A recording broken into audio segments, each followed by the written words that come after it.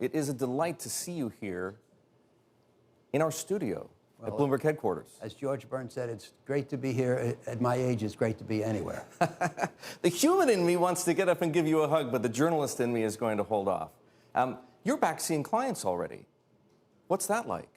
Not plural. I've gone to one client meeting last month, kind of breaking the ice. It felt good. It felt good. I felt safe. Of course, it was really pre-Delta, so I had an optimistic tone, and everything went well. And what's your thinking, Howard, on bringing Oaktree people back to the office? At the present time, we're planning on bringing people back on September 13th, and we have to see if that gets delayed by a further surge in Delta. But, many of us are very eager to get back in the office. It's a hard equation because you may know just today Wells Fargo and BlackRock said that they're pushing back their RTO plans on account of the Delta surge. Yes. Well, I like your theory that it's going to burn itself out. I sure hope so. Howard, we have to get to talking about the credit markets. You have spent the better part of your career, in fact, all of your career, although you don't do it hands on the controls so much any longer, trying to generate double-digit returns. Right. And there was a beautiful but brief few weeks of panic selling in March and April of 2020, but we're back to pre-pandemic lows. What's it like for you, for Oaktree, having to put money to work in high yield at spreads of 300 basis points and leveraged loans at spreads of 420? Well, on a small matter, let me just say that I don't think we've ever had a year in which credit losses consumed the yield spread. And I believe that 300 on high yield is adequate to defray the future credit losses. I think we'll come out. That's enough of a premium. I think it is, and I think we'll come out way ahead of the Treasury investor after the credit losses are all settled. So the investor buying low grade today, isn't going to regret it 5 years from now. Well, there may be some days, but I think in the long run, they'll earn much more in income than they'll give back in credit losses and come out ahead of the Treasury investor. That's why we do this. But, I started this at Citi 43 years ago, and so far it's holding. Has credit... I was going to ask you if credit has ever been this uninteresting. Is that a fair question? Well, it is a fair question. Of course, it's never been this unrewarding. And 2, 3, 4 years ago, people were asking me, are we in a high-yield bond bubble? And I would say, no, we're in a bond bubble. Interest rates were low, which means that prospective yields were low. Today, we're in an everything bubble. The stock market is high, and, I noticed in the green room, the number that stuck out to me, S&P 4,400. Last March, 2,200. It's doubled. Exactly doubled. Stock prices are high. You mentioned that real estate has come back. Certain sectors are very strong, like infrastructure, real estate, distribution centers, and so forth. We're in a low return world, the lowest returns we've ever seen prospectively. And so it's tough on us, but it's even tougher on our clients. Many of our clients, pension funds, endowments, and so forth, need 7% a year. How do you get 7% a year when the Fed funds rate is 0? Well, it's awfully tough, right? Yes, it is. Howard, the chronic underperformance of active managers in equities is well documented. Yes. Bloody hard to beat the index. Yes. With yields as low as they are, with so much liquidity forcing investors out on the risk curve, is that happening in credit? Is it getting harder to outperform? The answer is we'll see. That's my usual answer for you. What we do is called fixed income. The income is fixed. What is not fixed is the downside.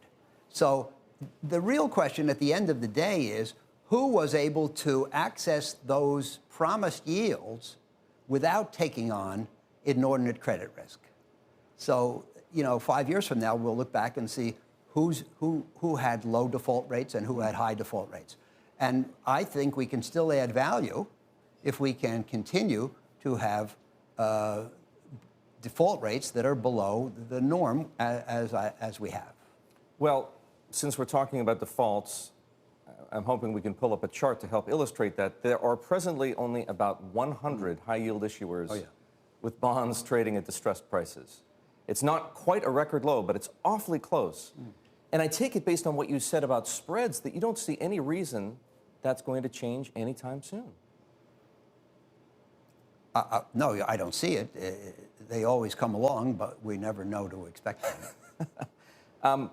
You wrote recently in your memo that prices across assets, here's that distress chart. This is the number of distressed issuers, and we've seen it lower a couple of periods in time, but very rarely.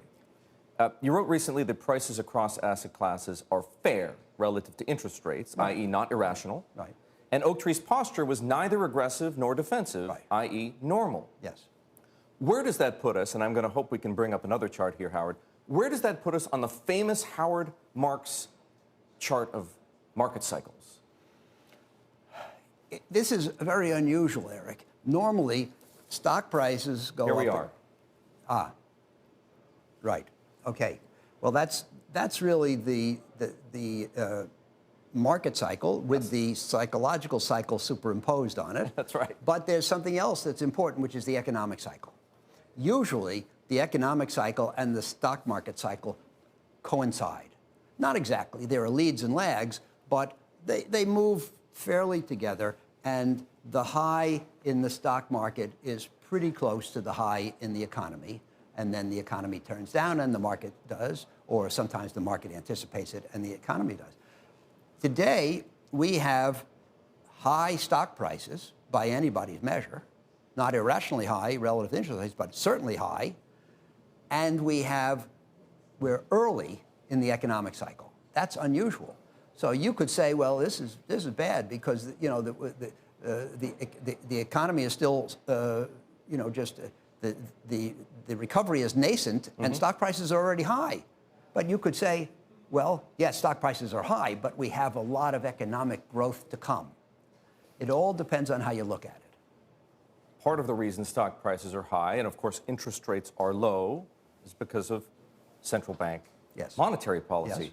Yes. Your latest memo, Howard, is called Thinking About Macro, so I have a macro question for you. Yes.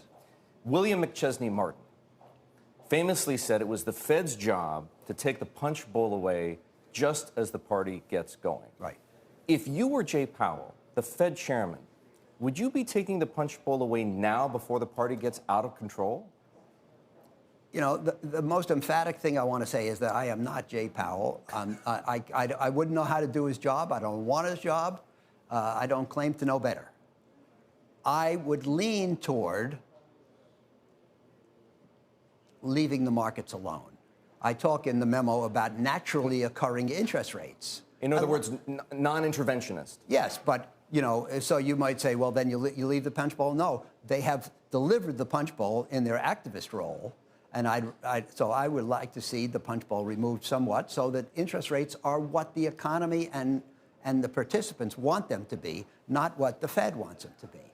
So, look, they had a hard time raising rates after the global financial crisis, and each time they tried, they got a tantrum, and in early 19, they backed down. And I think they missed the opportunity, and I wouldn't want to miss the opportunity this time to raise rates as the economy is very strong. Now, they claim it's not strong enough yet on the job creation side. But I don't say today, but I say, let's not miss the opportunity to let rates float back up. The central bank appears to be very afraid, fearful of another tantrum. Yeah. Are tantrums okay? You can't, it's like with your kids, and you tell them they have to stop with the screen time. They throw a tantrum. As a parent, we can't be afraid of our kids' tantrums. And the Fed can't be afraid of investors' tantrums. The Fed has to do the right thing for the economy. Its job is not to make money for investors. It has to do the right thing for the economy. And when the economy is strong and unemployment is declining and inflation is threatening, I think you have to let interest rates float back up. You have to stop with the emergency measures and and try not to be too late.